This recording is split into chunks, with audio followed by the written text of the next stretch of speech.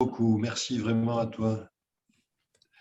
Voilà, donc c'est bon. L'enregistrement est lancé. Et donc, Sama, tu as You're on stage, comme on dit en anglais. Tu as la parole. Merci Florence et merci Laurent et bonjour à toutes et à tous. Alors, en t'écoutant Florence, j'ai senti des choses positives et une chose qui m'a inquiétée. Donc, la chose positive, c'est le sujet du changement, parce que un des mythes que j'œuvre pour déconstruire, c'est cette idée que nous véhiculons que on ne change pas vraiment, que les gens sont ce qu'ils sont et qui sont en fait une des croyances limitantes que j'espère vous avez déconstruit avec Vincent Noulouamel lors de la dernière séance. Je suis moi-même un produit de changement perpétuel. J'ai été bègue pendant longtemps, j'ai été raciste, j'ai été beaucoup de choses très pourries et je viens d'une communauté où j'avais aussi une culture dans laquelle j'ai dû déconstruire pas mal de ce que je croyais être. Donc, le changement, c'est un sujet qui me passionne à un niveau personnel, mais au niveau aussi professionnel, parce que c'est le cœur de la mission de l'ONG que j'ai fondée, dont la mission, justement, c'est d'utiliser les sciences cognitives pour organiser et faciliter le changement. L'inquiétude vient du terme outil. C'est justement l'idée de l'efficacité des outils et l'efficacité immédiate des outils qui va à l'encontre de la lenteur avec laquelle notre cerveau traite l'information. Et s'il y a une forme d'intelligence cognitive qu'on peut acquérir, c'est justement d'accepter et d'assumer les limites qu'ont nos cerveaux à intégrer ce que l'on croit être bon pour soi ou bon pour les autres. Et donc, je vous poserai une première question qui figure en cliquant sur le lien qui est dans le chat.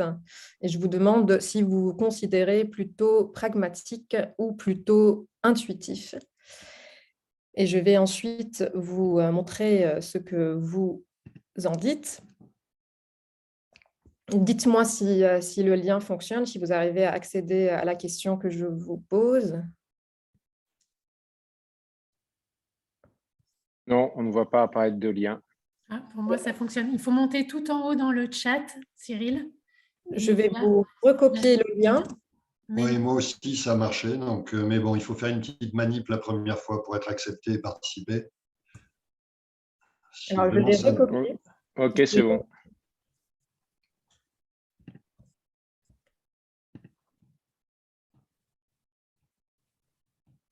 Donc, je laisse quelques secondes pour faire monter là. Voilà. Si vous avez répondu à la question que c'est bon pour vous, mais mettez un petit signe de réaction. Vous voyez, vous pouvez mettre un petit, comme quoi vous avez bien répondu. Vous voyez, hop, ça y est, moi j'ai répondu. Comme ça qu'on sache si tout le monde a répondu, s'il vous plaît.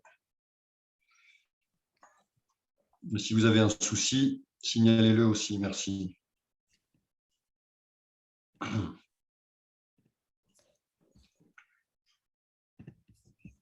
Donc, je pense que tu dois avoir pas mal de retours maintenant, Sama. Je suis en train de vous montrer ce qui s'était passé dans... Je vais partager mon écran pour vous montrer qu'est-ce que vous avez.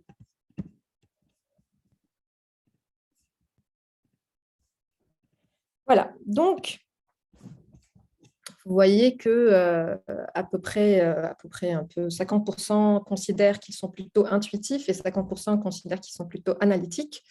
Et je ne sais pas si vous vous doutez bien que c'était une question piège, enfin piège par rapport à ce que l'on sait aujourd'hui sur notre fonctionnement cognitif, c'est qu'on n'est ni l'un ni l'autre, en quelque sorte. Le cerveau, on ne peut pas être tout le temps analytique, on ne peut pas être tout le temps intuitif, parce que la question, c'est en quoi, dans quel domaine, de quoi il s'agit. Et il y a beaucoup de psychologues qui se sont penchés sur cette question. Est-ce que nous sommes rationnels ou ne le sommes pas? Est-ce que René Descartes avait quelque part raison d'utiliser le mot « donc » en liant « je pense » à « je suis » et à considérer que nous sommes capables, dans la pensée, de réaliser ce que nous sommes. Alors, un chercheur, peut-être que vous avez entendu parler de ce fondateur de ce qu'on appelle l'économie comportementale, qui s'appelle Daniel Kahneman, a essayé un peu de modéliser ce qui a déjà été fait par beaucoup de chercheurs en disant que nous avons 2 systèmes de pensée, avec un système qui serait intuitif et un système qui serait analytique. Et ce qu'il y ait dans votre intuition, c'est en quelque sorte votre automatisme, votre zone de confort, tout ce que vous avez construit comme connaissance, comme certitude dans un domaine. Et donc, en quelque sorte, l'intuition, c'est la voix qui vient de votre passé, de vos expériences, de votre culture, et que vous pouvez vous fier à cette voix, et vous pouvez aussi la questionner en utilisant un autre système de pensée qui est un système plus lent et plus coûteux, qui en quelque sorte va remettre en question ce que j'ai déjà comme automatisme. Alors, quand on parle d'automatisme, ça veut dire en quelque sorte, là je vous montre une image, une très jolie image dans une microscopie électronique d'une petite partie d'une de nos cellules animales. Vous voyez que c'est très sophistiqué, vous avez une mitochondrie, vous avez des ARN messagers, des protéines, vous avez les murs, qui est la membrane cytoplasmique de nos cellules. Et cette usine très complexe, elle fonctionne d'une manière automatique. Elle sait très bien à quelle température il faut qu'elle fonctionne, elle sait très bien qu'est-ce qu'il lui faut comme oxygène, comme sucre.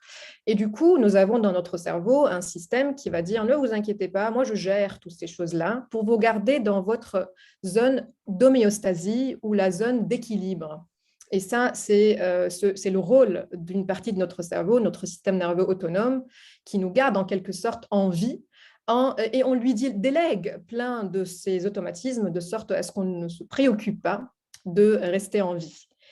Et en fait, ce qu'on réalise, c'est que ce n'est pas seulement au niveau de la physiologie, ce n'est pas juste la survie de ces cellules que cette partie du cerveau prend en charge, mais c'est aussi nos habitudes, c'est aussi nos automatismes de pensée, c'est aussi tout ce que nous avons dans notre savoir-faire, c'est-à-dire du moment où on a appris à marcher, du moment où on a appris à conduire, du moment où on a appris à calculer, du moment où on a appris un langage, nous allons protéger ces automatismes et ils vont faire partie de notre intuition. Ça veut dire, ça va devenir aussi automatique que respirer. Et c'est là que, tout comme notre attachement à protéger notre automatisme physiologique, c'est-à-dire vous pouvez très bien maintenant décider de ne pas respirer, et au bout d'un moment, votre cerveau va vous dire « c'est bien, on s'est bien amusé, maintenant je reprends la main ». De la même façon, on est attaché à nos habitudes. Et donc, si vous voulez, pourquoi il ne faut pas qu'on se fie à notre intuition? C'est en quelque sorte parce que notre intuition, elle a pour objectif de protéger ce que nous avons déjà automatisé. Ça veut dire de protéger soi dans le présent. Alors, je sais qu'il y a beaucoup de messages de développement personnel qui nous invitent à nous écouter et nous invitent à nous ancrer dans le présent. Alors là, je suis en train de vous dire, si on veut changer, ce serait l'inverse de ces 2 injonctions. Ça veut dire ce serait de sortir de soi et de sortir du présent. C'est là où notre intuition nous envoie à servir notre moi présent. Et vous avez peut-être entendu parler de biais de confirmation, ce biais qui cherche à confirmer ce que nous sommes déjà. Ça veut dire nous allons chercher les informations, les habitudes, les liens sociaux qui viennent confirmer ce que nous sommes, justifier ce que nous sommes, pour ne pas qu'on dépense de l'énergie et donc pour ne pas qu'on risque de mettre nos automatismes en danger. Donc la première limite, et c'est très joli aussi de réaliser nos limites, de dire qu'en fait, nous sommes prêts et capables de changer, mais si on ne le fait pas assez souvent, si on ne le fait pas dans le sens de nos désirs et de nos envies, c'est parce que nous avons en nous un attachement à ce que nous sommes et un attachement à ce que nous sommes aujourd'hui, ici et maintenant. Donc voilà, ça c'est une image qui montre que même si dans la raison, on sait qu'il faut passer à la roue, nous allons toujours justifier le statu quo, le présent, en disant on est occupé et continuer avec des manières obsolètes d'être soi-même ou d'agir envers les autres. Alors, si je vous dis cela, si je vous dis que nous ne sommes pas capables d'être rationnels parce que nous n'avons pas assez d'énergie et parce que nous sommes mus par une vague très puissante de nos automatismes présents, ça ne suffit pas. Surveiller en fait cet automatisme n'est pas aussi facile que nous le pensons. Et c'est un peu le but de cette conférence, de vous montrer que c'est un chemin possible et c'est un chemin avec beaucoup d'obstacles et un chemin qui demande beaucoup d'humilité envers notre nature humaine. Là, je vous montre ce que fait la partie analytique de notre cerveau. Cette partie que, si elle existait toute seule, on n'aurait pas eu besoin de parler de ça aujourd'hui, ni parler de nos croyances limitantes lors de votre dernière séance. C'est parce que, en effet, ce que je pense avant que ça devienne ce que je suis est déjà perturbé par beaucoup de circonstances, beaucoup de motivations et beaucoup d'automatismes. Alors, cette partie très luxueuse de notre cerveau qui est capable de planifier, qui est capable de résoudre des problèmes, qui est capable de générer des hypothèses, en fait, si on avait cette partie bien nourrie en ressources mentales, ça veut dire que tout ce que j'ai envie de faire, tout ce que je pense devoir faire pour ma santé, pour le bien-être des autres, pour changer un logiciel que j'utilise ou pour modifier une habitude dans ma vie, ce serait simple. Je n'aurais qu'à planifier et qu'à estimer les risques et les pertes et de passer à l'action. Or, quand on est devant un changement, nous sommes un peu comme devant ce croisement, avec le chemin de gauche qui représente l'intuition. Ça veut dire le chemin qui semble, en fait, qu'on appelle le chemin de moindre résistance. Ça ne demande pas beaucoup de résistance parce que ce n'est pas coûteux énergétiquement. C'est comme respirer. Et le changement, l'inconnu, il est représenté à droite. C'est un chemin que cette partie de notre cerveau, la partie qui est derrière notre front et qui s'occupe des fonctions exécutives, va considérer comme étant une perte, en quelque sorte, parce que c'est une perte d'énergie. Un peu ce qui peut nous traverser à l'esprit quand nous sommes devant un chemin escarpé comme celui-là. On dit que si celui-là peut m'amener là où je veux, pourquoi je dépenserais de l'énergie pour changer? Et en quelque sorte, ça va très bien avec une des motivations ou une des règles de fonctionnement de notre cerveau qui est l'efficience.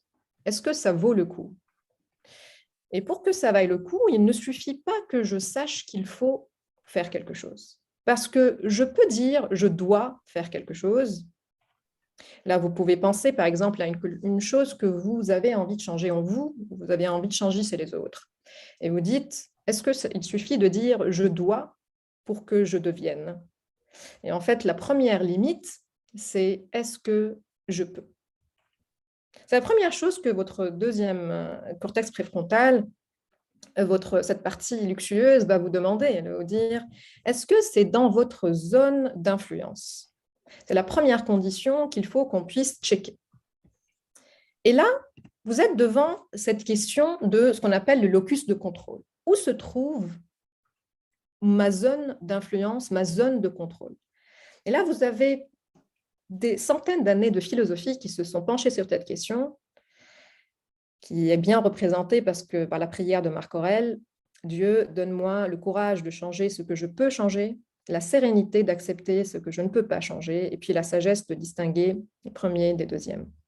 Et c'est la première chose que l'on doit présenter à notre cerveau qui passe à l'action en lui disant « j'ai regardé, et cette bataille, elle est dans notre zone d'influence. Et donc, cette bataille, on peut la considérer dans notre locus interne. Donc, je suis capable de contrôler les événements qui entourent ce projet de changement, ce chantier, cette bataille. Donc, si vous n'arrivez pas à réaliser que vous n'êtes pas capable ou que vous êtes capable de faire quelque chose, vous pouvez en fait ne jamais accéder à l'action parce que vous êtes bloqué déjà dans la notion d'agentivité. Et agentivité, ça vient de agent, agir, action. Alors, il y a deux freins ou deux pièges à cette notion. Le premier, c'est de se croire capable alors qu'on ne l'est pas. Et là, il y a beaucoup de travaux qui montrent que c'est ce biais de surconfiance qui vient un peu aussi de notre culture. Ça veut dire qu'on a l'illusion qu'on peut, simplement parce qu'on l'a voulu, peut nous mettre dans une disposition mentale de surconfiance. C'est-à-dire qu'on croit qu'on est capable alors qu'on ne l'est pas, alors qu'on n'a pas du tout les outils pour y arriver. Et ce biais de surconfiance, s'il n'est pas traversé par du doute et par de l'humilité quant à nos capacités d'y arriver, peut être aussi quelque chose qui va nous faire mener des batailles déjà perdantes. Par exemple, comme la bataille d'être admiré. C'est quelque chose qui, à chaque fois qu'on l'amène, on réalise que ce n'est toujours pas cela, alors on continue à vouloir être admiré encore plus, jusqu'à peut-être qu'on vieillisse et qu'on réalise que cette bataille, elle était perdue d'avance. Un autre frein, c'est de se croire capable de rien, ou ce qu'on appelle l'impuissance acquise, c'est-à-dire de considérer que nous n'avons aucune action sur le monde. Alors ça, c'est quelque chose qui peut être une conséquence des circonstances dans lesquelles, par exemple, comme celle de la crise actuelle, qu'au bout d'un moment, à force d'avoir essayé et à force d'avoir échoué, on peut finir par croire que nous n'avons aucune zone d'influence sur le monde. Alors, dans les deux cas, est-ce qu'il faut que l'on ait un locus de contrôle interne ou un locus de contrôle externe? C'est là où la troisième partie de la citation de Marc Aurèle prend tout son sens.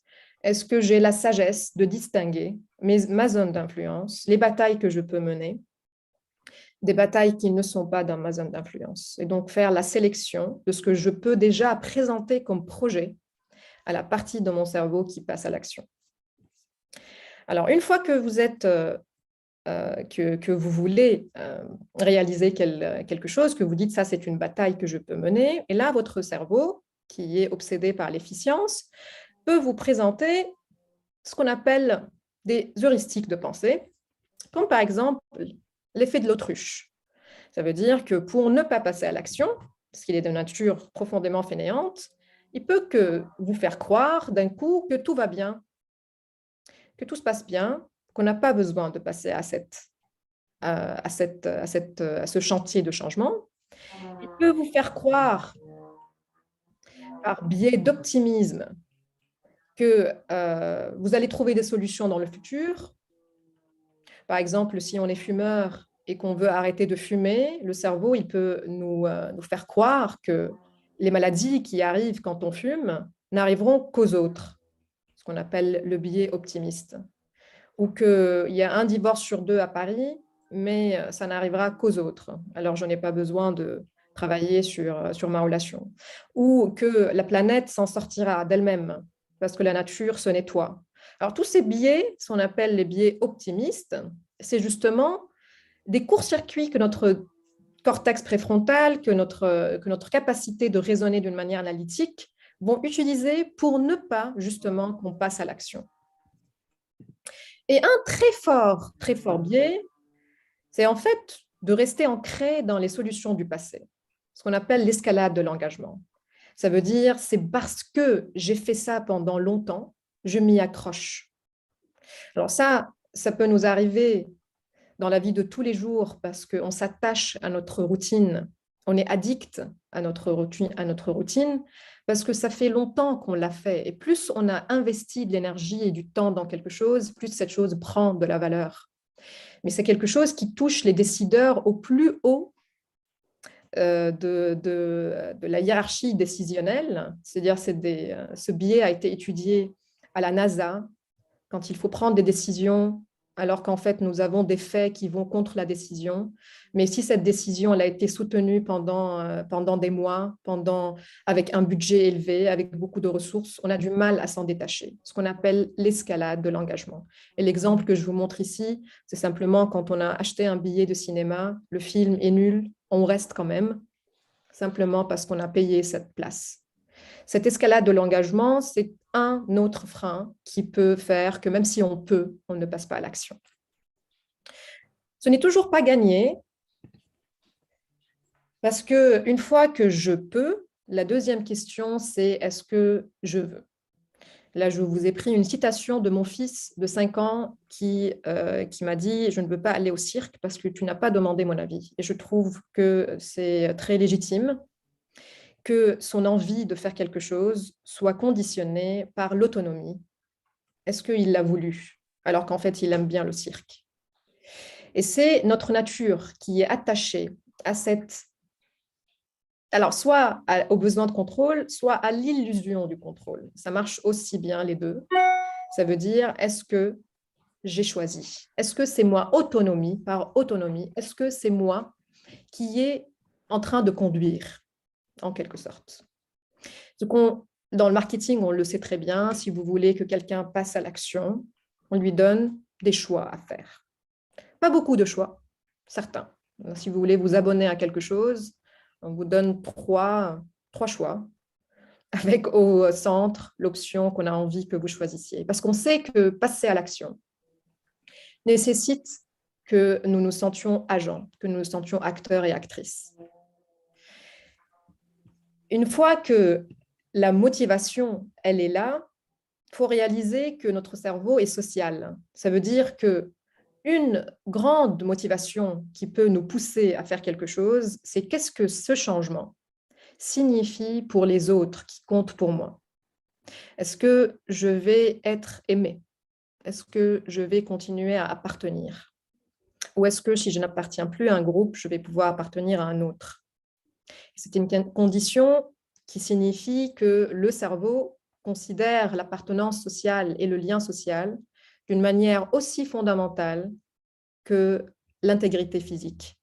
C'est là où les neurosciences nous montrent qu'une douleur sociale a la même provocation dans le cerveau qu'une douleur physique. Et donc, quand un changement menace les liens que j'ai avec les autres, menace comment les autres me voient,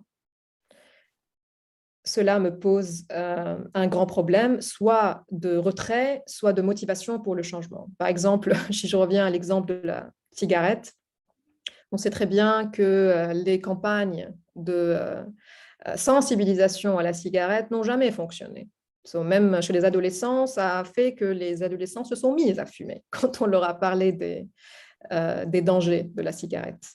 Ce qui a très bien fonctionné, par contre, c'est que quand la société a commencé à regarder les fumeurs comme des personnes qui ne se contrôlent pas et quand simplement, on a utilisé la preuve sociale, on a commencé à enlever la cigarette des séries télévisées que nous regardons.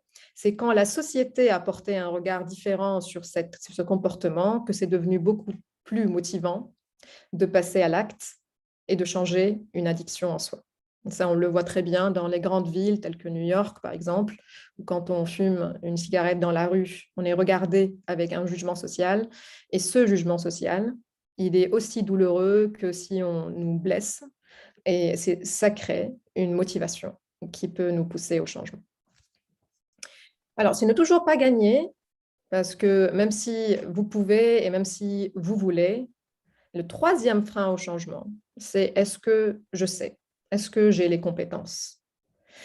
Et là, je vous mets une citation de Confucius qui dit que la vraie connaissance est de connaître l'étendue de son ignorance. Et parce que justement, il ne suffit pas de devoir, ni de pouvoir, ni de vouloir pour savoir. Alors ça, c'est aussi, c'est vrai que Bertrand Russell, il dit que notre société, son problème, ce n'est pas l'ignorance, mais c'est l'illusion de connaissance. Parce que pour passer de quelque chose que je ne sais pas faire à quelque chose que je sais faire, ça veut dire à quelque chose que j'ai envie d'être, à quelque chose que je suis vraiment, il faut du temps.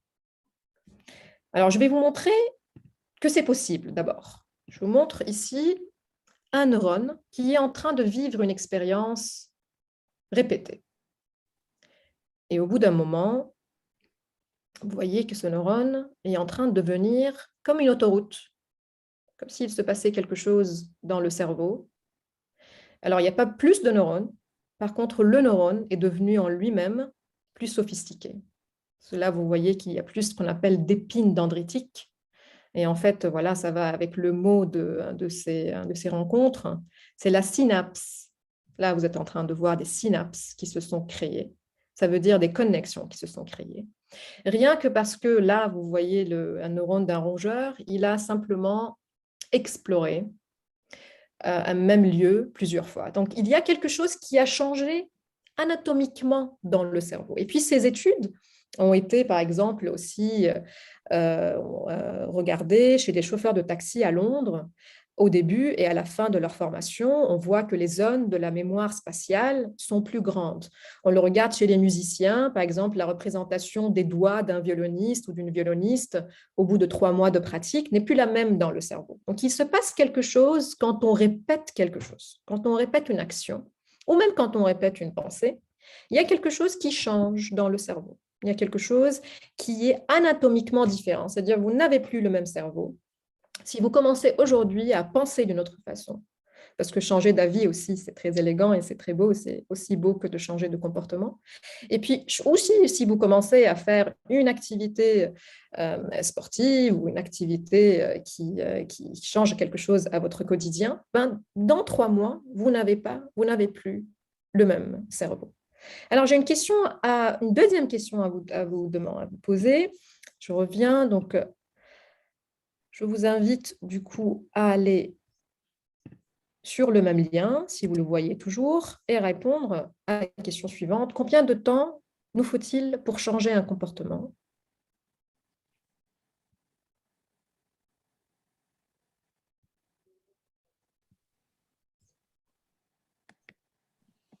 Si je vais sur le même lien, je suis sur la même question que tout à l'heure, analytique ou... Alors, les gens sont... Il faut cliquer sur Go to Slide. Il faut cliquer sur voilà. Go to Slide et ça permet d'accéder à la question suivante. Ça veut dire que vous voulez la prochaine question.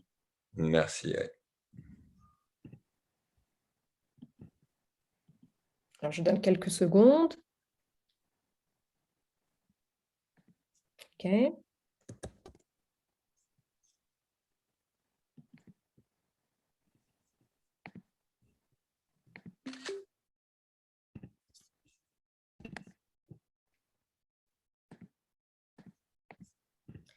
Très bien. On va voir ce que vous avez dit. Voilà, donc vous avez dit que, enfin, à peu près, la majorité ont dit 21 jours. Vous avez quelqu'un qui ont dit 10 000 heures. Et puis, le temps qu'il faudra, 8 réponses. En fait, une deuxième question, un peu, mi-piège, c'est qu'en fait, les 2 premières réponses sont des mythes, ce qu'on appelle des neuromythes. Ça veut dire que c'est des chiffres qu'on donne d'une manière approximative pour parler du développement d'une compétence. Alors, 10 000 heures, si vous calculez, c'est à peu près 10 ans. Donc, en fait, c'est vrai que si au bout de 10 ans, vous faites quelque chose, par exemple, prenons Mozart, qui a commencé à vraiment à pratiquer la musique avec une répétition quotidienne à 4 ans.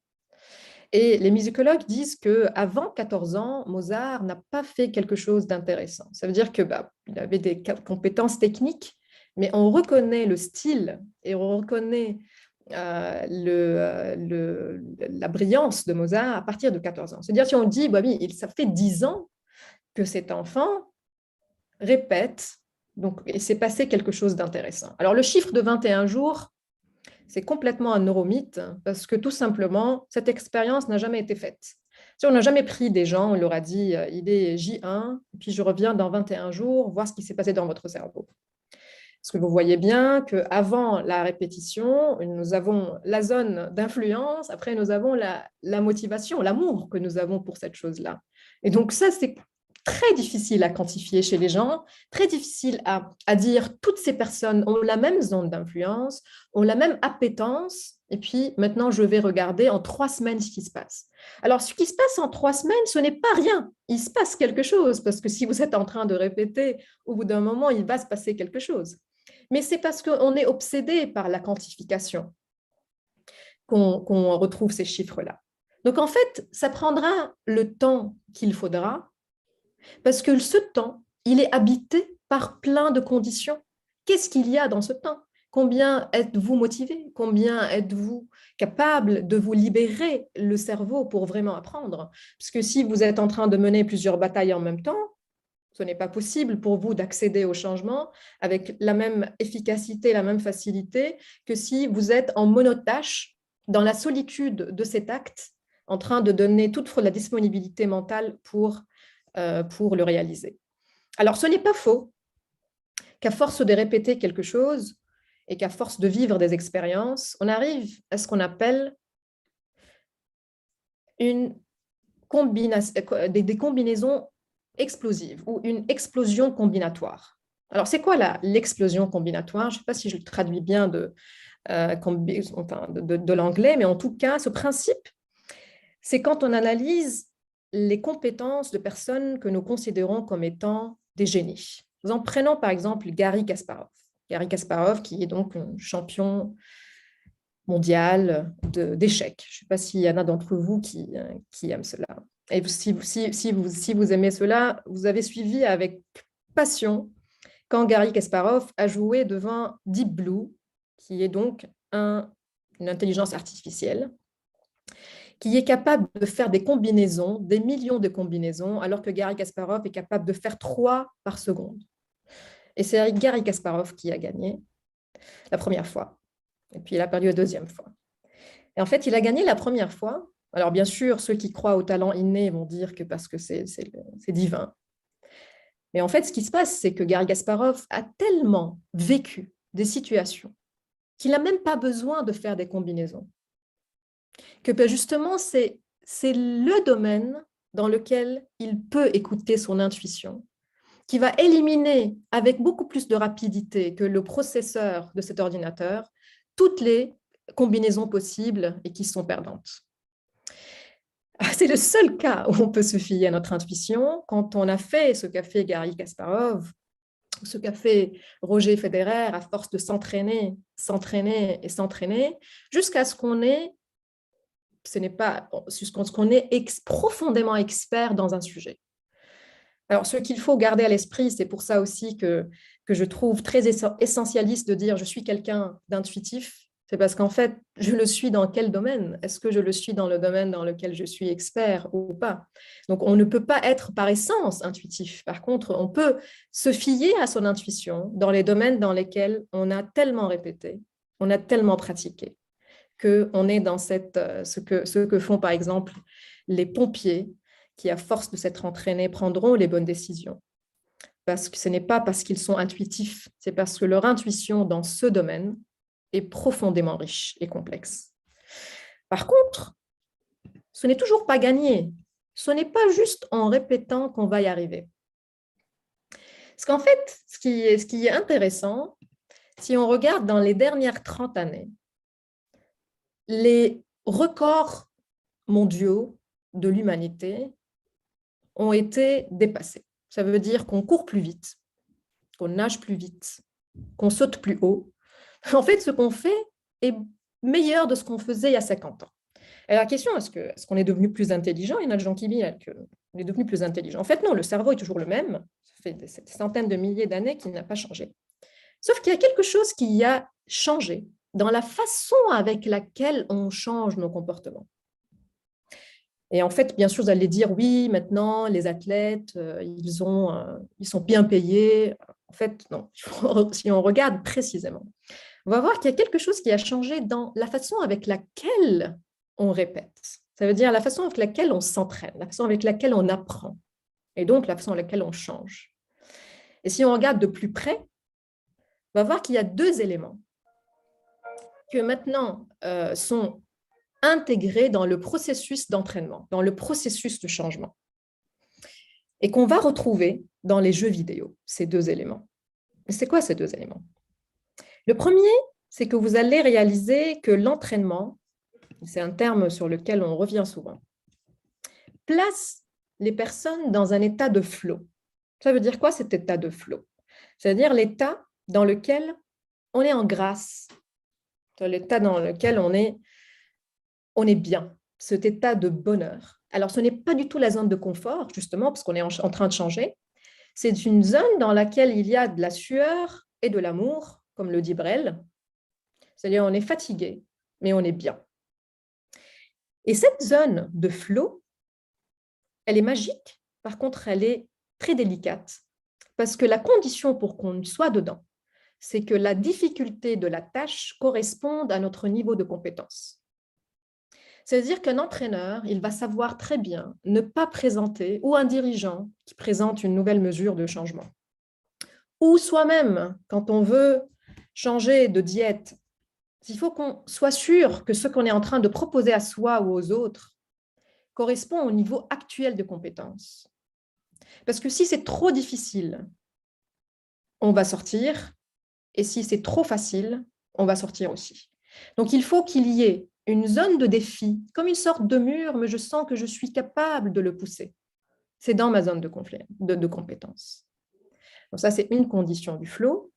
Et vous allez très bien retrouver, je voyais une tête qui acquiesçait quand je parlais d'échecs. Moi, je joue aux échecs sur une application qui est très bien faite, comme toutes ces applications auxquelles on est addict, parce que quand je perds beaucoup, elle me présente un ou une joueuse auquel je pourrais gagner. Et quand je gagne beaucoup, on me présente un joueur ou une joueuse auquel je vais perdre. Parce que l'application, elle est conçue, l'algorithme, il est conçu, de sorte à me garder dans le flow. Ça veut dire que ça ne soit pas trop facile ni trop difficile pour moi. C'est peut-être aussi quand on pense aux jeux vidéo et dangers de jeux vidéo, peut-être qu'il faut aussi qu'on se dise, mais pourquoi ça fonctionne? Ça fonctionne parce que ça correspond aux besoins du cerveau, d'être défié.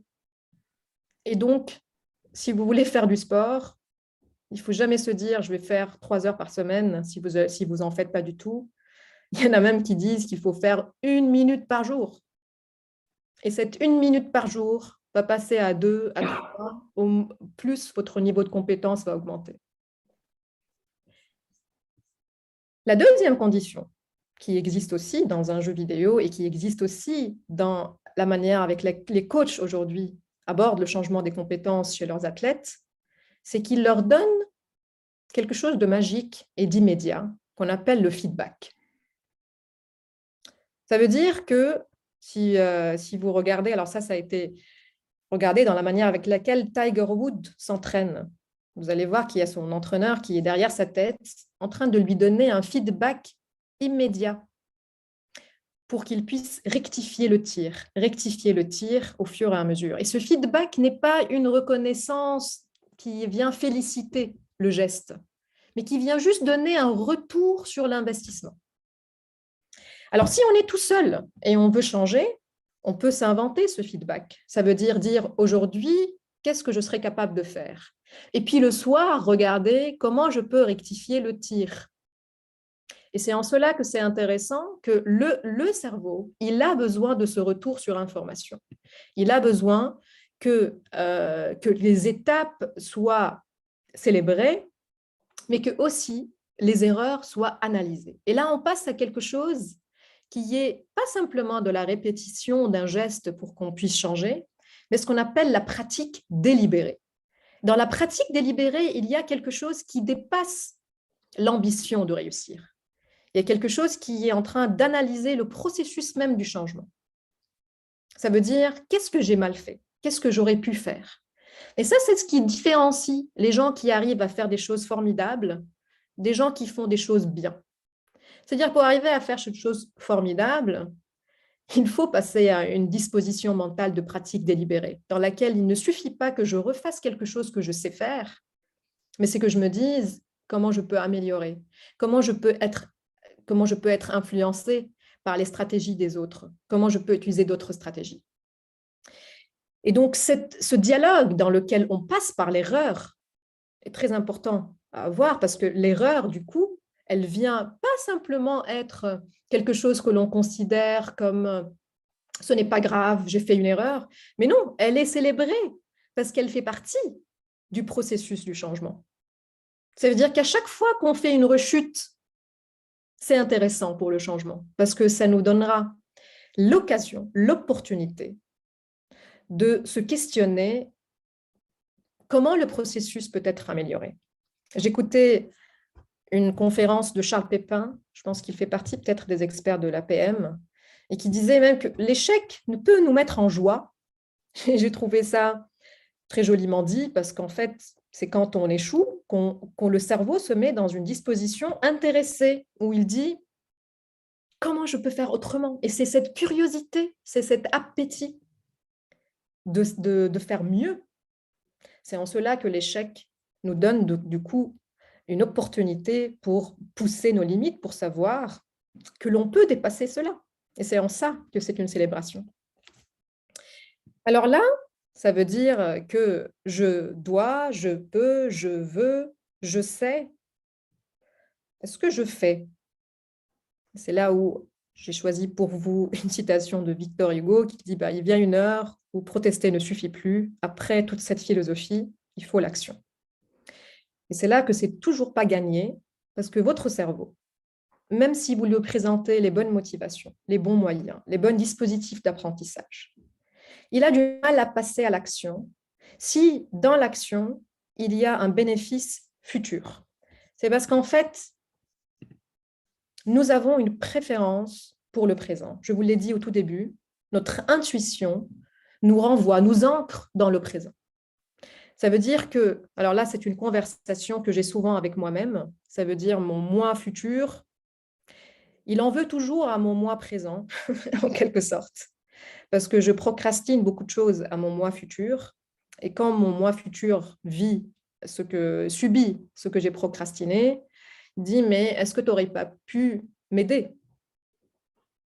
Sauf qu'en fait, mon moi présent ne réalise et n'a aucune relation, n'a aucune empathie pour ce moi futur, parce que je ne suis pas câblée pour imaginer le futur. Donc, quand on dit en 2050, il se passera des choses et on va payer le prix, c'est bien, c'est logique, c'est analytique, mais ça ne veut rien dire pour notre cerveau parce que 2050 n'existe pas. Demain déjà n'existe pas. Parce que quand je laisse des choses à faire à moi-même de demain, elles n'existent pas pour moi. Je n'ai aucune gentillesse envers elles. Ce que je veux servir, c'est sa main aujourd'hui, maintenant. Et c'est elle qui ne veut pas passer à l'action. Donc, il y a quelques outils pour qu'on puisse manipuler en quelque sorte notre moi présent. C'est le genre de rapprocher notre moi présent du moi futur. Ça veut dire que ça, c'est quelque chose qui est utilisé quand on fait des plans d'action. Les plans d'action fonctionnent mieux s'ils sont en jours. Quand on dit l'année prochaine, c'est très, très loin pour le cerveau. Ça n'existe pas. Quand on dit même le mois prochain, c'est très, très théorique et on a un biais qui fait ce qu'on appelle le biais de la disponibilité en quelque sorte, qui nous empêche, ou de temporal discounting, qui nous empêche en fait de réaliser l'étendue du temps. Et donc, quand on dit dans 30 jours, quand on dit dans 7-8 jours, nous nous rapprochons plus de ce qui est visualisable par le cerveau. Ensuite, il faut qu'on facilite l'action pour le mois futur. C'est-à-dire le mois futur, connaissant maintenant qu'il va vouloir aussi lui-même procrastiner, qu'il va vouloir lui-même rester ancré dans son propre présent, alors qu'en fait, si on lui facilite, si on rend l'action automatique, ce qui dans les décisions publiques, on appelle le nudge, c'est-à-dire qu'en fait, on facilite le changement en faisant que l'action désirée devient l'action par défaut. Donc ça, par exemple, si vous voulez que les gens donnent leurs organes, on a réalisé que si on leur demande d'aller signer un papier à la préfecture dans lequel ils disent qu'ils veulent donner leurs organes, il y aura à peu près 90% des gens qui ne donneront pas leurs organes. Mais si par contre on leur dit « allez à la préfecture pour signer un papier si vous ne voulez pas donner vos organes », il y aura 90% des personnes qui vont donner leurs organes. Et ça, c'est des chiffres de comparatifs des politiques des pays qui montrent qu'en fait, quand l'action par défaut est l'action que l'on veut, c'est beaucoup plus facile pour nous. Ça veut dire que si on veut travailler sur un dossier, il faut que quand on ouvre notre ordinateur, il n'y ait que ce dossier qui est présent, qu'on n'a pas à prendre des décisions, qu'elle soit la seule option par défaut que l'on présente. C'est aussi une politique qui est très présente sur le marketing digital. C'est en fait faire que les personnes cliquent le moins possible. Plus que vous faites des clics et plus le cerveau il va se poser des questions. Et donc, s'il y a 2 clics à faire et vous avez déjà acheté la chose, vous allez avoir beaucoup moins de freins pour passer à l'action. Compliquer l'accès aux distractions parce que vous le voyez bien, notre cerveau est limité dans ses capacités. Ça veut dire qu'il ne faut pas qu'il y ait des distractions qui viennent, parce qu'en fait, on n'est pas du tout multitâche, on est capable de mener une bataille à la fois. Ça serait peut-être aussi une bonne opportunité de se questionner sur toutes les batailles que nous menons et qui ne nous servent à rien. Parce que justement, une fois qu'on s'est dit que le cerveau n'est pas capable de mener plusieurs batailles, alors lesquelles je veux vraiment mener, lesquelles j'aurai plus de chances de gagner. Et ces batailles qui n'ont pas de sens pour moi sont des distractions pour mon cerveau, mais aussi il y a des distractions qui viennent de l'extérieur, les distractions des notifications que nous recevons, les distractions des autres qui nous perturbent quand on est concentré. Alors, plus vous permettez que l'énergie échappe comme par des fenêtres ouvertes dans le cerveau, et plus vous rendez, plus en fait vous dépensez le capital attentionnel et décisionnel qui vous reste. Alors, je pense à Steve Jobs qui s'habillait toujours de la même façon, qui disait que je suis en train d'économiser mon potentiel décisionnel. Si on réfléchit de la même façon, c'est-à-dire que toutes les décisions que l'on doit prendre, si on veut passer au changement, il faut qu'elles soient utiles pour ce changement. Et il faut qu'on élimine toutes les distractions, toute la pollution qui peuvent entourer notre vie quotidienne et qui donc gaspillent une grande partie de notre énergie. Et ensuite, pourquoi ne pas utiliser ce biais du présent à notre avantage? Ça veut dire que si le cerveau il est ancré dans le présent, ça veut dire qu'il faut que le changement que je veux pour un moi futur qui n'existe pas amène déjà quelque chose de bien pour ce moi présent. C'est-à-dire plutôt que de dire je veux faire du sport pour avoir une bonne santé dans 10 ans, il faut que ce sport me rende bien aujourd'hui. Ça veut dire il faut que la chose que je suis en train de faire nourrisse mon moi présent et le moi futur aura ce qu'il aura, avec le temps qu'il faudra. Donc, il n'y a qu'en ayant cette conversation avec son moi présent. Qu'est-ce qui te plaît? Qu'est-ce que tu peux faire comme compromis qu'on peut vraiment motiver le cerveau par passer à l'action? Et ensuite, organiser l'espace et le temps de sorte à donner à une forme de solitude au cerveau. Ça veut dire qu'il faut choisir non seulement les batailles, mais quand on les mène, ces batailles. On ne peut pas changer à tout moment. On n'est pas disponible mentalement à tout moment. Et si vous êtes vous-même conducteur de changement, il faut aussi que vous réussissiez à calculer et à estimer quand est-ce qu'on peut amener le changement. Est-ce que les gens aujourd'hui sont disponibles pour le faire? Et est-ce que dans l'espace qui les entoure, il y a un calme, une sérénité? Alors, quand je parle d'espace, je ne parle pas simplement d'espace physique, mais en ce qui les préoccupe, dans les chantiers qu'ils sont en train de mener, est-ce qu'il y a une pièce dans laquelle ils peuvent s'isoler pour justement mener un nouveau chantier dans leur cerveau? Et finalement, si vous avez réussi à définir d'abord où se trouve le frein, est-ce qu'il se trouve dans les moyens? Est-ce qu'il se trouve dans les motivations? Est-ce qu'il se trouve dans le savoir-faire? Ou est-ce qu'il se trouve dans l'incapacité de se projeter dans le futur et dans le fait que le présent est encombré par d'autres batailles? Une chose que l'on peut rajouter à tout ce schéma, c'est en fait d'accepter la part d'incertitude qu'un changement peut mener. C'est-à-dire si on est centré sur l'image de la performance. Je sais, c'est quelque chose aussi qui est véhiculé quand on parle de changement, c'est-à-dire qu'il faut qu'on se regarde et qu'on s'imagine fort, réussi, brillant, toutes ces idées-là. C'est qu'en fait, il y a peut-être une part aussi d'incertitude que l'on peut assumer, que l'on doit assumer, et qui donne quelque chose de jeu. Ça veut dire qu'on joue en se réinventant. Il n'y a pas nécessairement toujours un objectif dans lequel on est plus beau et plus brillant et plus admiré. Il y a aussi une part d'incertitude dans laquelle on assume qu'il y a une part d'incertitude externe et qui peut venir modifier nos capacités, nos motivations, et donc ne pas s'acharner des fois quand les batailles, on réalise qu'elles ne sont pas les bonnes. Parce que justement, dans cette incertitude, il est possible que l'on soit trompé de motivation. Et ensuite, avoir donc cette flexibilité mentale qui fait que malgré tout l'investissement de temps et d'énergie, peut-être que ce n'était pas la bonne approche. Peut-être qu'il faut changer de dispositif. Peut-être qu'il faut changer de motivation. Et donc, en fait, les questions, ce qu'on appelle la métacognition, c'est quand on se met à penser à notre pensée et aussi, donc, on se met à se regarder penser, qui est quelque chose de plus intéressant que ce modèle, je trouve, parce que c'est un système dans notre cerveau qui vient regarder, arbitrer. Est-ce que je dois créer cette intuition? Est-ce qu'elle va dans le sens de mes objectifs? Est-ce que je ne suis pas en train de créer ce changement parce que je veux être en compétition, parce que je veux être plus admirée par les autres ou parce que je pense que c'est quelque chose qui va me mener à une illusion de réussite? Donc ça, c'est personnel, c'est unique, c'est singulier, mais c'est peut-être une forme, là, je sais aussi que la préoccupation de ces rencontres, c'est l'intelligence cognitive.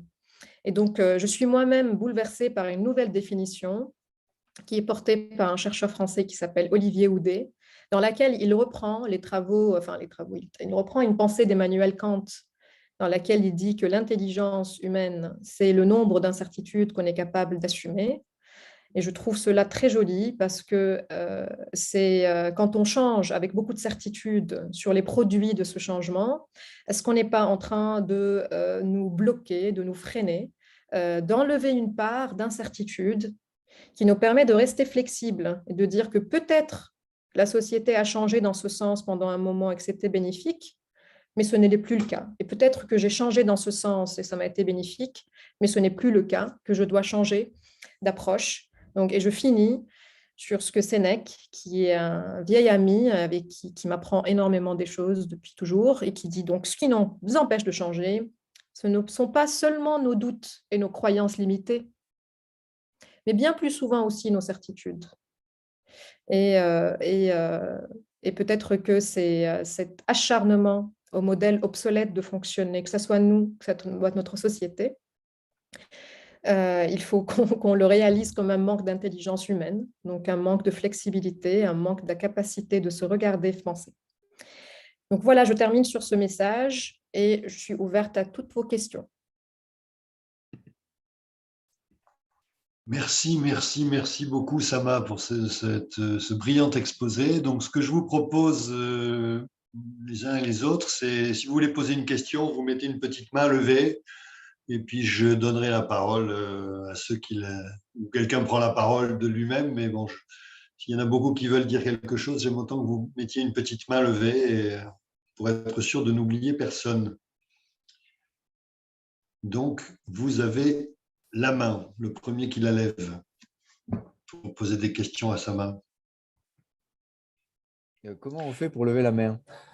C'est dans les réactions. En bas, vous avez réaction, et dans les réactions, vous avez une main levée, un applaudissement, un rire, tout ce que fait. Normalement, vous avez des émoticônes. Bah, vous mettez raise hand.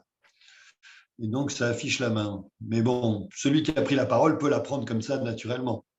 Je t'en prie, je ne sais pas qui a parlé, mais tu peux. C'est Frédéric. C'est Frédéric. Hop, je lève la main. Voilà. Bon, ben avec ça, je fais comment pour changer? Alors, donc en fait, le schéma que je vais vous présenter, ça veut dire que si à un moment donné, vous êtes dit, je dois changer cette chose, donc d'abord, réalisez qu'il y a plusieurs niveaux, qu'il faut s'assurer que vous les avez toutes. Ça veut dire que vous avez les moyens. Ensuite, questionnez vos motivations. Ensuite, développez vos compétences dans les bons dispositifs. Ça veut dire que ce n'est pas juste du temps que vous y mettez, mais est-ce que vous avez les bons dispositifs qui vous permettent de bien apprendre? C'est tout un domaine qu'on appelle apprendre à apprendre. Ça veut dire, en fait, qui est malheureusement très peu présent dans le système éducatif aujourd'hui. C'est-à-dire, en fait, il y a des manières, il y a des stratégies d'apprentissage qui sont beaucoup plus efficaces que d'autres. Cette idée que c'est par l'effort, c'est par le self-control que je change quelque chose en moi. Peut-être qu'il y a des méthodes beaucoup plus intelligentes et beaucoup plus alignées avec notre nature qui peuvent permettre d'y arriver. Alors ça, c'est vraiment unique à la question de changement que vous vous posez, c'est d'aller regarder ce qui se fait, s'inspirer des stratégies des autres, comment ils y arrivent. Et aujourd'hui, nous avons accès à des connaissances énormes sur tous les domaines. Par exemple, Mozart, on pense à Mozart, on se dit, mais Mozart, son père, il était pédagogue de musique. Ce n'est pas par hasard que Mozart, de 4 à 14 ans, il a fait ce qu'il a fait. C'est qu'en fait, il y avait aussi les bonnes stratégies que ce père, qui a inspiré aussi d'autres façons d'apprendre la musique, Et donc Mozart a pu profiter d'un dispositif différent de ce qui a été proposé aux autres. Et donc, quels sont les moyens que vous avez en ce moment-là? Quelles sont les motivations que vous avez? Quels sont les dispositifs d'apprentissage? Et ensuite, comment vous pouvez créer un plan d'action ancré dans le présent, de sorte à ce que les pas de changement soient accompagnés de récompenses. Les tout petits pas de changement quotidien soient accompagnés de récompenses. Et là, il y a beaucoup de techniques, de stratégies. Et ça, par exemple, ça va être très dépendant de ce que vous voulez changer. C'est-à-dire que si vous voulez changer un régime alimentaire, ou si vous voulez changer une pratique, ou si vous voulez changer une mesure qui est beaucoup plus drastique dans la société, il faut que les gens, très vite, perçoivent une récompense de ce changement et qu'on arrête de penser que si j'ai une intention de devenir meilleur dans le futur, ça va me suffire. Il faut que cette intention me récompense dans le présent, me donne quelque chose de validation dans le présent, de validation soit au niveau de mon statut, soit au niveau de mon autonomie, soit au niveau du lien social. C'est pour ça aussi que les changements collectifs sont beaucoup plus valables et beaucoup plus puissants, parce qu'on est déjà en train de prendre une récompense en appartenant à un groupe. Merci beaucoup, Sama. Il y a Sophie, je crois, qui veut poser une question. Sophie, tu as la parole. Merci. Oui, Sama, j'avais une question sur l'intuition. Donc, si on n'est pas champion d'échecs, comment savoir, en fait, les domaines où notre intuition, elle est entre guillemets justifiée parce que c'est de la répétition, sachant que c'est des choses dont on n'est pas toujours conscient? Ou comment arrêter d'analyser en permanence l'intuition, même si on n'a pas 10 000 heures de cette chose derrière nous, en fait. Oui. Alors, c'est une question qui a traversé plusieurs domaines de recherche, plusieurs disciplines. Piaget, par exemple, qui était un expert, qui est un chercheur en éducation et pédagogue, il avait beaucoup travaillé sur cette question, c'est-à-dire que quand l'enfant a développé une intuition, plus il a développé une intuition, plus il va se tromper, parce que justement, cette intuition va venir peser et il va… Donc, en fait, cette pensée critique sur ce que j'ai dans mon intuition va être diminuée. Donc, voilà. Donc, en fait, il va montrer que les enfants qui n'ont pas encore construit une intuition vont avoir beaucoup plus de pensée critique, parce que justement, ils n'ont rien à défendre dans leur automatisme. Et donc, je dirais toujours, et je défendrai toujours, l'idée qu'il nous faut toujours qu'on ait une voix intérieure qui nous dit attention à tes certitudes. Parce que même si dans ce domaine, tu as du passé, ce n'est pas suffisant. Tu n'as pas vécu assez longtemps et d'une vie aussi complexe pour t'y fier. Moi, je dis que je suis mon intuition quand je suis fatiguée. Parce que je sais que quand je suis fatiguée, je n'ai pas assez de ressources pour faire justement ce travail d'arbitrage. Mais plus on est conscient, plus on est en train de croire toutes ces recherches, et plus il faut que l'on doute, en fait, qu'on valorise ce doute. Après, il n'y a que toi, je te dis toi parce qu'on se connaît, Sophie, il n'y a que toi qui sais quel est le domaine sur lequel tu peux dire, sur ce domaine, j'ai autant de pourcentage de certitude. Et je dis ça, et je le redis très souvent ces dernières années, parce que les gens ont gagné en confiance en leur certitude, dans des domaines sur lesquels ils n'ont pas nécessairement assez de complexité pour être intuitifs. Et donc, peut-être qu'il faut plus lever la voix quand on parle du doute que quand on parle de la confiance que l'on peut avoir dans l'intuition, parce que finalement, avec les vies très courtes et avec le manque de bataille que nous menons et le manque de chantier, le manque de richesse que nous avons, si on compte les domaines dans lesquels on peut être intuitif, ce serait très, très, très réduit. Et ce n'est pas un problème. Ce n'est pas un problème. Ce n'est pas de dire je ne sais pas, de dire je ne suis pas sûre, de dire je vais décider dans le calme, décider plus calmement. C'est beau. Merci beaucoup, Sama. Alors, j'essaie de suivre les mains levées. Il me semble que la troisième main, c'est celle de Mohamed. Mohamed, tu as la parole. Alors, oui, vous m'entendez, c'est bien. Merci pour cette très, très belle présentation. Merci, Mohamed. Oui, vraiment, vraiment intéressante, avec beaucoup aussi de références philosophiques. Hein, et à ce titre-là, il est tout à fait évident que la problématique de changement elle fait référence aussi, je dirais, pour un individu. Et ce que Platon disait, c'est le passage de l'ignorance à la connaissance. Et en parlant donc de sa caverne, Platon, mais c'est Socrate donc finalement qui parle dans la bouche de Platon, et Platon, dans son expérience donc de cette caverne où il y a des prisonniers qui sont attachés par les jambes et la nuque, et il y a donc un feu derrière eux et qui projette donc finalement des ombres. Et la question qui se pose, c'est est-ce que ces ombres, donc, puisque les gens ne peuvent pas regarder donc autour ni derrière, ils voient que ces ombres-là. Et donc, est-ce que c'est de l'illusion ou est-ce que c'est de la vérité, donc de la réalité? Ça, c'est la première question donc, qui est posée par Platon. Et la deuxième question, quand il détache ses prisonniers, il sait que le chemin donc, pour sortir, il est tortueux, il est compliqué, il est très difficile. Et par conséquent, on peut se poser la question, mais est-ce que ces gens auront la capacité, mais aussi, ce que dirait un philosophe, la volonté, donc finalement, d'arriver jusqu'au bout. Et ça peut prendre des années donc, pour nous.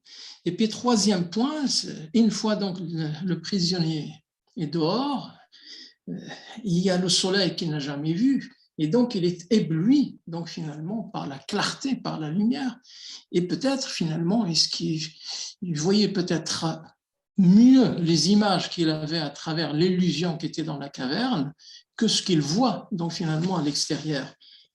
Et je terminerai en disant que, pour information, mais ça tu le sais aussi bien que moi, que quand ce prisonnier donc est retourné, ils l'ont tué. Donc finalement, Et donc la question du changement, ce que je n'ai pas trouvé ce matin, c'est le pouvoir de la volonté. Donc finalement, c'est cette capacité donc finalement à, je dirais, à avancer et le vouloir, parce que le changement, comme tu le sais, fait peur à tout le monde.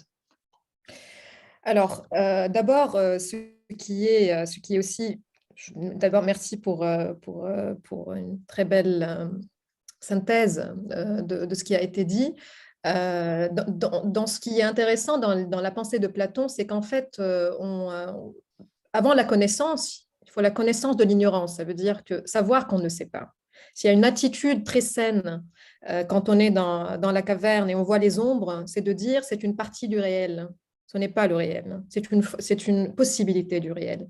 Et c'est cette attitude en fait de doute et ce qu'on appelle une émotion contrefactuelle. Ça veut dire je me dis je vois et c'est très réel et je suis très certaine de ce que je vois, mais il est possible que j'ignore que je ne sais pas et qu'il y a peut-être des connaissances que j'ignore. Donc d'ailleurs, la volonté existait dans la citation de mon fils qui dit « Je ne veux pas y aller parce que tu me l'as imposé ». Et qu'est-ce qui fait que je gagne en volonté s'il n'y a pas une autonomie? Peut-être moi qui défends l'idée que le talent inné n'existe pas. Par contre, je dis que s'il y a quelque chose que je ne peux pas cerner, c'est où naît l'amour pour quelque chose, où naît l'appétit pour quelque chose. Quand est-ce que dans la vie, on a croisé un regard qui nous a donné une envie d'aller plus loin, ou une information, ou c'est ce que Einstein dit, je ne suis pas plus intelligent, par contre, je suis plus curieux. Et c'est cette curiosité qui vient comme une anxiété de savoir qui fait que je vais rester là jusqu'à ce que je résolve cette curiosité. Et on voit que Bourdieu, il est parti, enfin, il y a un souvenir de l'anniversaire de sa mort, et qui disait que qu'est-ce qui fait qu'on aime savoir, qu'est-ce qui fait qu'on aime lire, peut-être c'est la seule chose qui traverse toutes les classes sociales. Et c'est magnifique, et je pense que c'est une part de magie que l'on ne peut pas définir, mais sans elle, on n'aura pas cette petite première pulsion qui nous pousse dans le premier pas. Et c'est là où je retrouve votre question sur qu'est-ce qui fait que je vais prendre ce chemin escarpé. C'est qu'en fait, je ne vais pas prendre le chemin escarpé. Je vais prendre le premier pas, et puis le deuxième, et puis le troisième, et puis le quatrième. Et je vais en fait, dans cette incrémentalité du changement, être dans la maîtrise et pas dans l'outcome et la performance. Ça veut dire être dans le processus. Et c'est là où ça prend tout son sens dans l'apprentissage. Ce n'est pas la bonne réponse qui doit me préoccuper, c'est le processus de pensée. dans lequel je peux me tromper, trébucher. Et c'est en ça que Sisyphe, il faut l'imaginer heureux, en quelque sorte, parce que ce n'est pas d'arriver en haut de la montagne, mais c'est est-ce qu'il trouve du sens dans le pas, et le premier pas, et le deuxième, et le troisième. Et puis, arriver derrière et qu'on se fasse tuer et qu'on se fasse éblouir, c'est là où je laisse à l'incertitude de la vie et à l'assumer. Ça veut dire que ce chemin n'est pas nécessairement gagnant.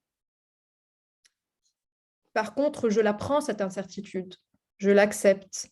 Parce que ça veut dire que c'est la vie. Parce que si je sais ce qui va se passer à l'extérieur, ça veut dire que c'est la mort. C'est-à-dire qu'il ne se passe rien, qu'il ne se passe plus rien, on n'innovera pas, on ne créera pas, s'il n'y a pas le risque que le produit de la créativité soit perdant, soit mort. Et donc, il y a une part de se jeter dans un dernier vide, et c'est le moment où on sort. Par contre, pas se jeter dans le vide tout au long. Il y a des petits pas, des petits pas, des petits pas, et à un moment donné, assumer que le résultat ne dépend pas que de nous. Merci. Merci beaucoup, Sama. Il me semble que Karine a demandé. Donc, Karine, tu as la parole. Oui, moi, ma question, c'est par rapport à nos collaborateurs, puisque le changement, nous, on doit aussi l'impulser par rapport à nos salariés. Et comme vous avez très bien dit, je pense que pour moi, de ce que j'analyse, le premier frein de nos salariés, ce sont les premiers que vous avez mentionnés, le biais de confirmation, d'impuissance acquise, d'escalade de l'engagement. Donc, c'est vraiment très lié à eux. Donc, nous, en tant que dirigeants, autant on peut avoir des actions sur ce que vous avez dit après, la volonté, la motivation, l'expertise, donc apporter des connaissances, du feedback, ça oui. Mais si le premier frein de nos collaborateurs vis-à-vis du changement, ce sont ces biais personnels, comment on fait ? Alors, justement, les biais que j'ai cités et que vous venez de reprendre, ce sont des biais qui s'attachent au présent. C'est-à-dire, je vais vouloir confirmer le présent, je vais vouloir m'attacher à ce que j'ai déjà créé dans le présent. Et donc, c'est dans ce que j'ai mis à la fin, comment je dépasse le biais du présent. C'est-à-dire que déjà, il faut que la feuille de route soit quotidienne. C'est-à-dire qu'il faut pas il faut que le changement soit incrémental, soit très doux pour ne pas surprendre notre cerveau et le cerveau de vos collaborateurs. C'est-à-dire que c'est vraiment des petites marches qui sont en elles-mêmes portent un bénéfice pour le présent. Et donc, ils ne surprennent pas et qui sont par défaut. Et c'est le plus possible que l'action qu'on doit entreprendre pour changer soit l'action prise par défaut. Et il y a un élément qui est très central dans le changement, c'est est-ce que les personnes se sentent dans l'autonomie procédurale ? Ça veut dire, est-ce que les gens décident de certaines choses dans ce changement ? Parce que ça, c'est pour revenir à la volonté. Qu'est-ce qui fait que je veux faire ce changement ? C'est est-ce que j'ai entendu ma voix dans la chorale qui a décidé. Et donc, alors, on ne peut pas être libre de tout, et c'est là où un principe qu'on appelle l'autonomie procédurale. C'est-à-dire, quand vous demandez à un enfant de s'habiller, il ne va pas s'habiller. Par contre, quand vous lui dites quel pantalon tu veux mettre, ça devient beaucoup plus évident, parce qu'on lui a donné des décisions à prendre au centre du cadre. C'est-à-dire le cadre, et on va changer. Par contre, comment tu veux le faire, tu y as des marges de liberté. Et tu gagnes quelque chose à le faire maintenant. C'est-à-dire, parce qu'on ne peut pas dire au cerveau, on ne peut pas fonctionner par objectif, il faut fonctionner par habitude. C'est-à-dire, quand on fonctionne, là, tout ce qui est objectif et résolution, on sait que ça ne fonctionne pas, hein, parce que c'est très loin. Alors qu'en fait, qu'est-ce que je fais aujourd'hui ? Aujourd'hui, on va faire ça différemment, sa petite chose, et on va faire un feedback là-dessus. On va revenir demain, on va faire ça, et on va refaire un feedback là-dessus. Donc, le cerveau, il ne comprend pas les objectifs. Il peut les comprendre par la raison, par l'analyse, mais il ne les comprend pas par l'action. Donc, je ne peux pas passer à une meilleure santé. Et je ne peux pas dire je vais travailler différemment parce que ça va permettre à ce que cette entreprise fonctionne comme ci ou comme ça. Donc, le plus vous arrivez à décortiquer le changement en actions quotidiennes et donc actions qui ne soient pas très bouleversantes. Je donne juste un exemple parce on a beaucoup d'apprentissage et beaucoup de leçons apprises dans tout ce qui est changement de régime alimentaire. Et si vous dites à votre cerveau que vous allez arrêter de manger telle chose, arrêter de manger le sucre, par exemple, à partir de 1er janvier. Et alors, qu'est-ce qui fait le cerveau entre 24 et le 31? Il ralentit le métabolisme. Il dit, je garde tout parce qu'on part en guerre. Et donc, en fait, il ne faut pas surprendre le cerveau par des changements brusques et violents. Merci beaucoup, Sama. Valérie, tu as levé la main, tu as la parole. Oui, bonjour à tous. Merci, Sama, pour l'intervention. Tu nous expliquais tout à l'heure. Est-ce que vous m'excusez 20 secondes? Je reviens tout de suite. Je m'excuse. Tout de suite, je t'en prie.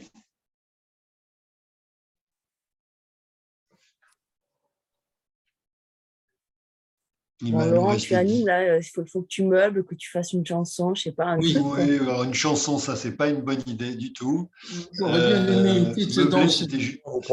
Oui, danser, j'aurais pu danser, mais pas n'importe quelle danse, hein, une danse j'allais plutôt vous dire qu'il reste 9 minutes. Laurent, bien sûr. Donc, s'il y a une ou deux questions supplémentaires après celle de Valérie, je pense qu'il y a encore la place pour 3 questions. Voilà, c'est ça que je voulais dire.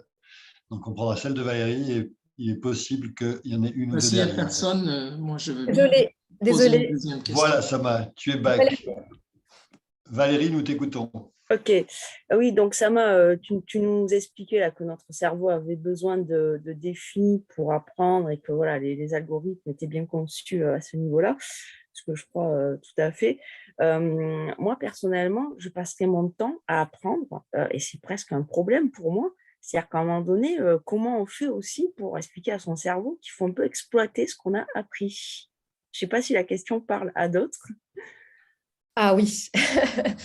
Alors, en fait, déjà, je crois, déjà Valérie, on se tutoie aussi parce qu'on se connaît, je crois que tu l'exploites sans que tu le saches, parce que ça aussi, le cerveau n'est pas compartimenté comme ça c'est ma vie professionnelle, ma vie personnelle, ce que je fais dans le sport, ce que je fais dans ma vie amoureuse. Le cerveau, il fait des combinaisons entre tout ce que l'on vit et tu l'exploites parce que ça te donne des clés de lecture dans des domaines qui ne sont pas nécessairement liés. Ça veut dire qu'en fait, ne t'inquiète pas sur l'obsession de l'efficience de ton cerveau et sa capacité de se débarrasser de tout ce qui ne lui est pas utile. Et donc, si tu continues à trouver de sens à apprendre, c'est parce que quelque part, ton cerveau y trouve son compte. Et donc, en fait, ça veut dire que tu l'utilises et c'est utile et c'est ta manière de fonctionner. Je parlais avec une philosophe sur l'idée de trouver sa place et qu'en fait, c'est en ne trouvant pas sa place qu'on est le mieux parce que justement, il y a cette urgence en soi de trouver sa place qui fait qu'on est toujours en train de chercher et c'est ça qui rend la vie intéressante. Et donc, peut-être que tu crois que tu n'es pas stable, mais qu'en fait, cette instabilité, c'est ce qui te définit finalement, que tu titubes, que tu as l'impression que tu boites, mais qu'en fait, ça a du sens parce que c'est ta manière de mouvoir. Mon instabilité et ma stabilité. Voilà, c'est le modèle dans lequel tu es en confortable, c'est le non-confort. Merci. Ouais, j'ai lu plusieurs fois, et c'est quelque chose qui me va très très bien, que l'apprentissage est un des besoins fondamentaux et essentiels de l'homme. Quand on n'apprend plus, quand on n'a plus de curiosité, c'est là qu'on commence à mourir. Et c'est un signe évident chez les personnes âgées, quand ils ne veulent plus, quand ils n'ont plus envie de rien. Là, c'est très, très mauvais signe. Je vois 2 mains qui se relèvent, donc Frédéric et Karine. Je ne sais pas qui l'a levé la première. Allez, Frédéric, puisque tu avais parlé avant. Je voudrais peut-être faire un petit témoignage et puis déboucher sur une question.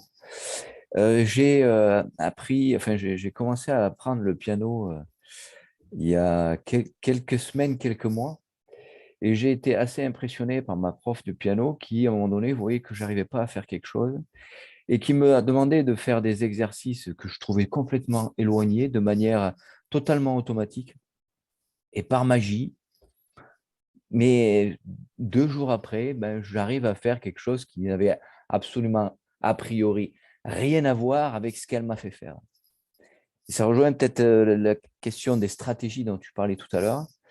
Et donc, tu nous as mis l'eau à la bouche, où est-ce qu'on pouvait trouver des stratégies? Est-ce qu'il y a un endroit où on peut trouver des stratégies comme ça, ou un recueil de stratégies, serait-ce que pour s'inspirer, pour aller un petit peu plus loin par rapport à ce que tu nous as dit, quoi. Alors, moi, par exemple, une grande partie de ce que je fais, c'est de former les éducateurs aux stratégies de ce qu'on appelle brain-based teaching, ou comment apprendre en se basant sur les méthodes du cerveau. Et moi, par exemple, deux méthodes, je dirais. C'est-à-dire il ne faut pas étudier ou apprendre quelque chose dans un seul contexte. C'est pour ça aussi qu'on échoue souvent à apprendre une langue, parce qu'on n'est que sur un logiciel. C'est-à-dire qu'il faut diversifier les contextes, un peu diversifier les chemins par lesquels on retrouve une information. Il y a une méthode qui s'appelle chunking, peut-être que c'est celle que tu as utilisée. Ça veut dire qu'en fait, je prends la connaissance et je la divise. Je la divise en plusieurs compétences. Et puis, je m'exerce sur une chose, une partie de cette connaissance. Et je reviens jusqu'à ce que je maîtrise ça. Et après, je maîtrise l'autre. C'est-à-dire, je veux faire un bon plat. Je m'exerce d'abord à savoir comment fonctionne cette chose, comment je cuis ça, et ensuite, ça prend forme sur la longueur. Et donc, il y a d'autres techniques que nous utilisons, c'est-à-dire qu'en fait, il faut revisiter l'information en laissant un temps d'incubation dans lequel le cerveau fera ce qu'il fera. C'est-à-dire qu'il ne faut pas faire du blocking. Blocking, c'est-à-dire que tu vas passer beaucoup de temps à apprendre une même chose, alors qu'en fait, tu ne laisses pas du tout le temps à ton cerveau de ranger ces informations. C'est-à-dire qu'en fait, tu vas prendre une partie de ta journée, par exemple, pour la lecture, 20 minutes par jour, c'est déjà très, très bien. Tu vas faire 20 minutes par jour, 20 minutes l'autre jour, 20 minutes. Et là, en fait, du coup, tu es en train de donner à ton cerveau le temps d'incuber l'information, d'incuber l'apprentissage, de le faire donc rentrer en dehors de ta conscience pour que tu l'apprennes. Et donc, l'idée de l'effort soutenu qui est là et qui nous épuise n'est pas du tout une bonne chose pour le cerveau. C'est vraiment en laissant de l'espace et en s'entraînant sur une petite chose en particulier qui nous donne l'impression qu'on n'a rien appris. En fait, tu as encore, par rapport à ce que Valérie disait, faisons confiance à ce processus. Il se passe des choses. Il se passe des choses et un jour, ça va se révéler, un peu comme quand les enfants commencent à parler. Ouais, c'est parce qu'ils étaient en train d'incuber le langage et puis un jour, ils se mettent à parler. Et donc, je vais faire aussi un dernier conseil, comme tu es en train d'apprendre le piano.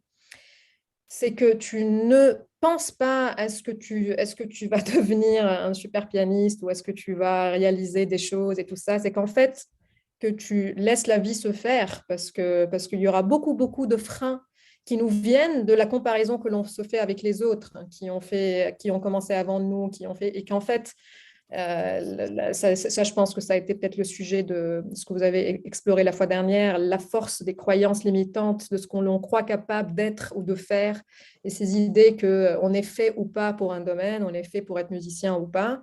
Alors, le plus on peut se détacher de ces idées, et puis on peut se dire, je m'amuse à me réinventer, je m'amuse à transformer une partie de mon cerveau, parce qu'en fait, et ça tu vas le réaliser, apprendre un langage musical change toute la façon avec laquelle tu penses, pas juste la musique.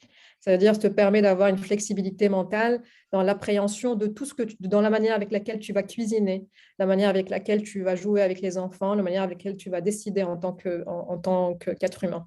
Et donc, c'est ça qui est magnifique, c'est que voilà, tout prend forme et la science est très, très loin de pouvoir appréhender comment fonctionne cette explosion de combinaisons de ce que l'on vit. Et aussi, de la même façon, tout ce que tu t'entraînes à faire en dehors de la musique va trouver son utilité dans l'acte musical. Merci, Sama. La notion de plaisir et de légèreté et de joie est parfaite pour clore ce webinaire. Écoutez, la ponctualité et la politesse des rois, il est 12h30, en tout cas c'est ce qui s'affiche sur mon ordinateur. Donc je vous propose de clore ce webinaire pour respecter le timing et vos journées qui sont très denses. Donc merci à tous pour votre participation. Meilleurs vœux à tous, puisqu'on est encore dans les temps, pour souhaiter le meilleur pour 2022, bien sûr la santé, mais aussi beaucoup de joie et de belles lumières sur vos chemins. Et un immense merci à toi, Sama, pour toutes ces lumières que tu nous as offertes aujourd'hui. Merci à beaucoup. vous.